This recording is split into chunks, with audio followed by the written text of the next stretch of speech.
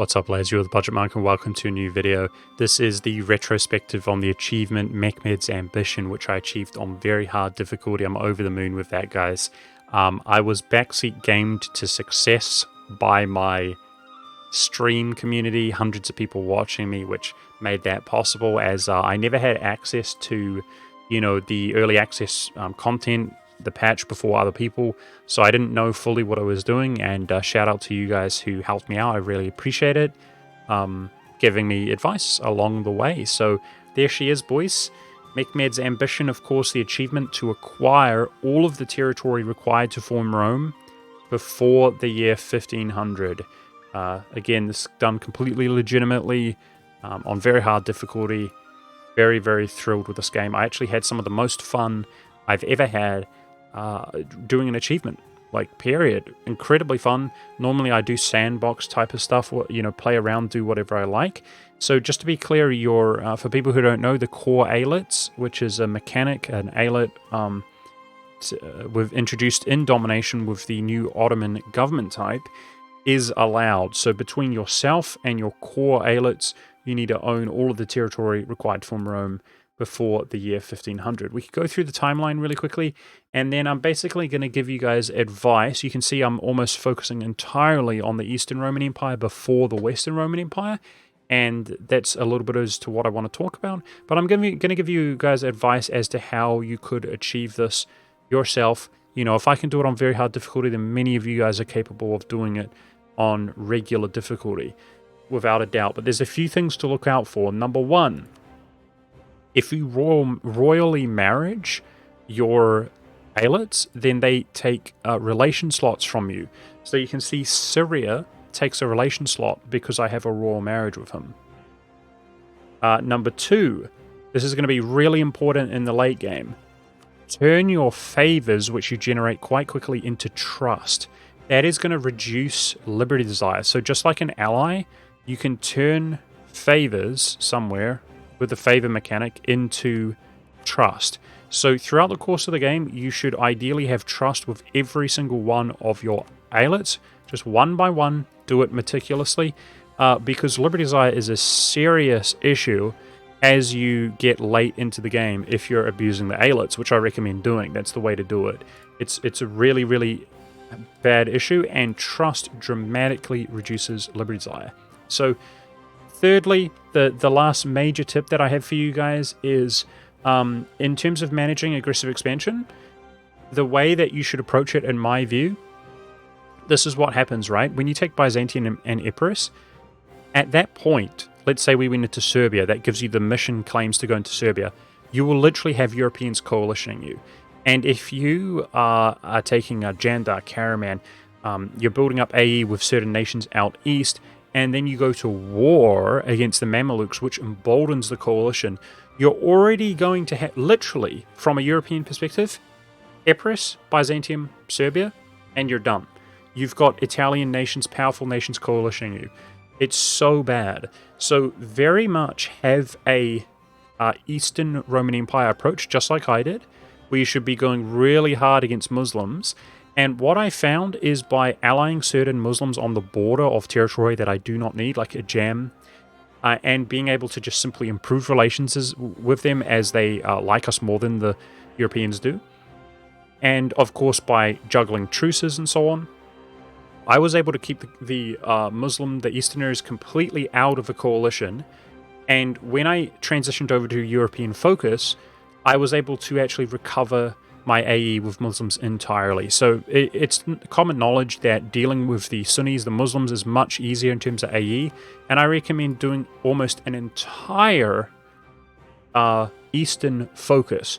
You can see here, 22 years into the game, I did my first war against Venice, actually prior to doing Serbia, and what I chose to do is to take this province because the new mechanic of justify invasion and make them an islet through war requires you to border the nation.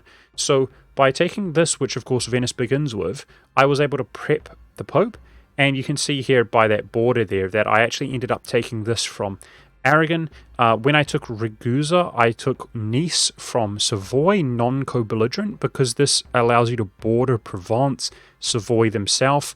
From there, I claimed into Aragon. When I attacked Aragon, I'm going to talk about the strategy I used against all Europeans, but I took this in order to border Naples. So I was very, very meticulous on the provinces that I took to set up the new islet mechanic, Justify Invasion. And you might ask, well, what? You also took these, right? No, instead, I released the nations. So you can see Aquilia is here. Montenegro is here. I actually, little cheeky move, guys. I just simply I sold the province, this core, to Albania in order to make them vassalizable, as you can never diplo-vassalize a nation who you own a core of. So that was a cheeky little move, guys. I'm selling this to Albania, and my biggest recommendation to you guys is to manage your economy. As easy as it is to the Ottomans to just go crazy and just destroy everything, definitely play slowly in terms of speed in real life, and therefore you're being slow and meticulous and achieving as much as you can in terms of the date and the time, but with a major emphasis, including like selling Crown Land, for example. I highly recommend managing your economy, because by influencing and gifting, you're going to be able to diplo-vassalize nations like Albania, who you border, who are different religions, who don't like you, because they're Europeans. And by releasing nations, it costs no AE, and you can turn that money, remember, as you defeat Jandar, Karaman, Dalkadar, etc., blah, blah, blah. Every single war, you're taking their money. So you're going to be quite economical if you really babysit your economy and be careful and go slow.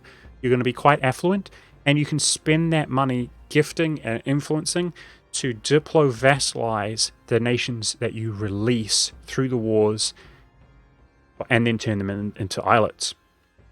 There's going to be a point of no return. We justified invasion on Naples, the Pope, Ferrara once they left the empire, Savoy, Provence, and we started all of those wars simultaneously.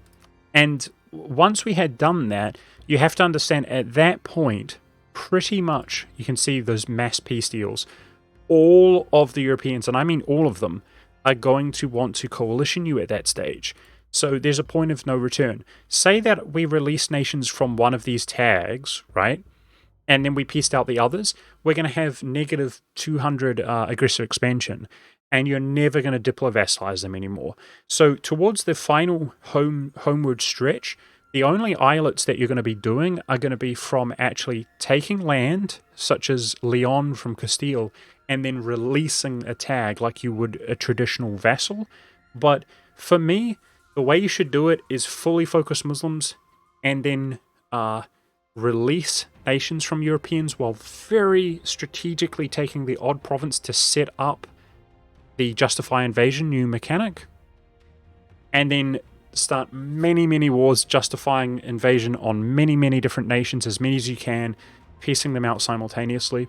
And at that point, so for example with the Pope, guys, after piecing out all of these, I had planned to do the Pope as well, but we had a truce with him because it was allied to one of these nations, right? We now have negative 200 relations with him. So you're never going to make them happy.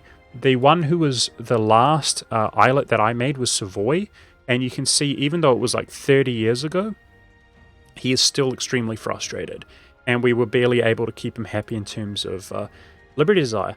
But yeah, obviously France, we've got Gascony, Toulouse, these are all nations in which I actually released, combined with the few cores that Provence begins with because we isolate him, and we did end up truce breaking. I had a little bit of issue getting into Britain in terms of coring range. I was able to seize this from Gascony as a port to increase my coring range, as there's no way to take London apart from taking it directly. And yeah, that's it, guys. There was a little bug that we encountered with aggressive expansion in the Empire, but I'm actually going to make a little cheeky standalone video on that. So that's it, guys. I hope those tips and tricks help you in regards to this achievement. If I can do it on very hard, you guys can do it on normal. Make sure to give it a go. Thank you very much for watching this video, and come watch my live streams, guys, to see what we get up to if you're up for it. Thanks so much. See you next time.